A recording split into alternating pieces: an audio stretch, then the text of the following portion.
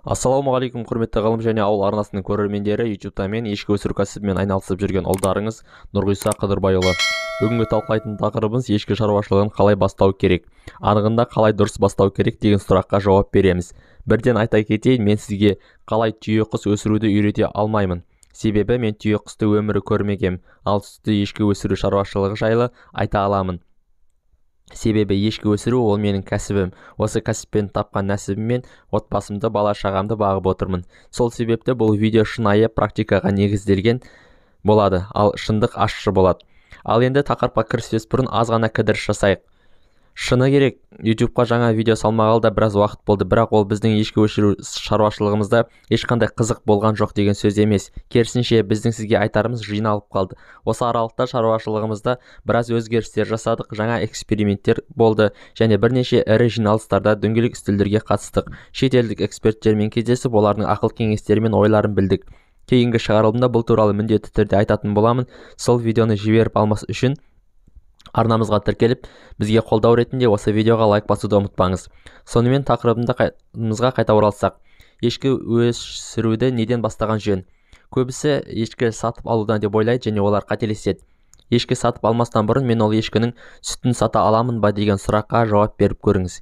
Егер сіз бірден 100 ешкіні сатып алып, сол 100 ешкінің сүтін жақын маңдағы сүт өңдеу зауытына апарып тапсырам деп ойласаңыз, онда қателесесіз. Себебі ешкінің сүтін өңдеу технологиясы сиырдың сүтін өңдеуден басқаша және ешкі сүтін қабылдау үшін ол сүт өңдеу фабрикалары өз технологияларын өзгерткісі келмейді. Тіпті сүт өңдеу фабрикалары сүт қабылдауға келісті дегеннің өзінде бағасын тым төмен сұрайды. Сондықтан мен қанша ешкі баға аламын, қанша сүт сата аламын және ең бастысы, мен ол сүтті сата аламын ба, ақшаға айналдыра аламын ба деген сұраққа жауап беріп көріңіз. Себебі кез келген бизнес банкрот боларда өнім шығара алмағандықтан емес, өнімін сата алмағандықтан банкрот болады. Алайда тесік моншақ жерде қалмайтыны анық. Егер шын қаласаңыз, талпынысыңыз болса, сүтті өзіңіз сатуға да өңдеуге де болады. Алдағы видеолардың бірінде сүт өңдеу туралы, осы процестің кем-кетігі мен артықшылықтары туралы, шығыны мен пайдасы жайлы видео жасаймыз. Өткізіп алмас үшін ғылым және ауыл арнасына тіркеліңіз. Анығында сиыр сүтін өңдеп сату қаржылық тұрғыдан тиімді, ал ешкі шаруашылығында олай емес. Сүтті өңдеу арқылы керісінше ақшасы азаяды. Сол себептен ешкінің сүтін сүт қалпында сатқан тиімді. Егер сүтті сата алатыныңызға сенімді болсаңыз, екінші қадамға өтеміз. Ол әрине жайлы қора-жай салу. Көптеген адамдар малдың санына аса мән береді. Ал менде ол малға жайлы инфраструктура бар ма деп ойланбайды. Ешкі бұл қой емес, ерекше күтімді қажет етеді.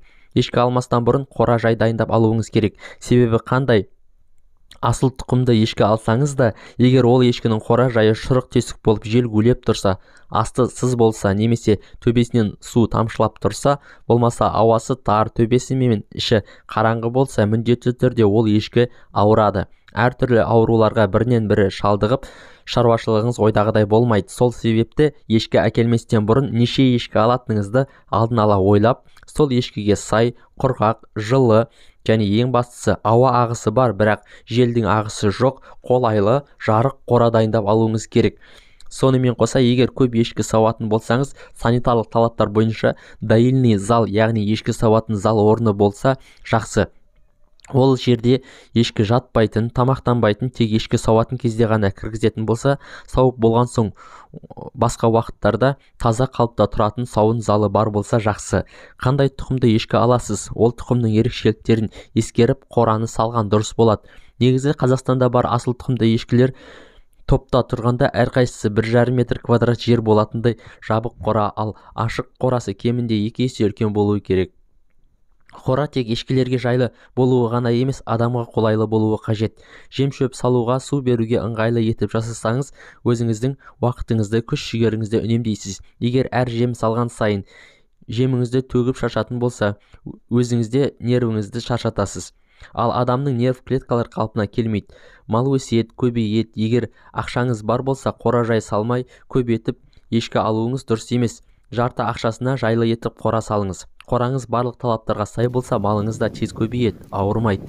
Сонымен екінші қадам қора салынып болған болса, ешкі таңдасақ та болады. Ешкі сатып аларда алданып қалмаңыз. Ресейден ешкі әкеліп берем деп алдайтын алаяқтар OLX-те жетеді. Сондай алаяқтарға арналған видео шығарғанбыз, сілтемесін комментарийде қалдырамыз. Осы видеоны соңына дейін көріп, OLX-тегі алаяқтар туралы видеоны көріп шығыңыз. Ешкі аларда міндетті түрде өзі ешкі сауатын, сүт сататын адамнан ешкі сатып алыңыз. Менің сүтті ешкім бар, бірақ мен саумаймын, қол тимейді, лақтары еміп жүр. Негізгі сауса сүтті ешкі. Бір рет сауып көргем, 3 литр сүт берген деген адамнан ешкі сатып алуға болмайды. Себебі ешкі тірі организм, ол да сүт беруге үйренеді. Қанша жерден асыл тұқымды ешкі болса да, егер ол бұрын сауылмаған болса, ол бірден сауылып сүтті болып кетпейді. Ешкі бұл сиыр емес. Сондықтан бұрын сауылған, яғни күнделікті сауылып тұрған ешкі алыңыз. Тіпті 100% таза асыл тұқымды болмаса да. Ал теке таңдағанда 100% асыл тұқымдысынан алуыңыз керек. Ешкі аларда құжаттарымен дұрыстап, тұқымдысынан, құлағында сырғалары барынан тексеріп алыңыз. Шетелдік ресейлік құжаттармен немесе бірнеше ешкіге бір құжатпен ешкі сатып алмаңыз. Елімізде 4 түлікті тіркейтін электрондық ИСЖ базасы қолданылады. Электронды база малдың жасы, түр-түсі, тұқымы мен өсу бағыты және сырғасының номері жазылады. Сол арқылы иесінің атына тіркеледі. Сатарда ол өзінің атына шығарады, ал сіз өз атыңызға түсіресіз. Кейде маған WhatsApp-қа ешкінің суретін жіберіп, бауырым, мына ешкіні сатып алдым, айтшы асыл тұқымды ма деп сұрап жатады. Мұндайда мен машинаны құжатсыз сатып алмайсың, үйді құжатсыз сатып алмайсың, онда неге ешкіні құжатсыз сатып аласың деймін.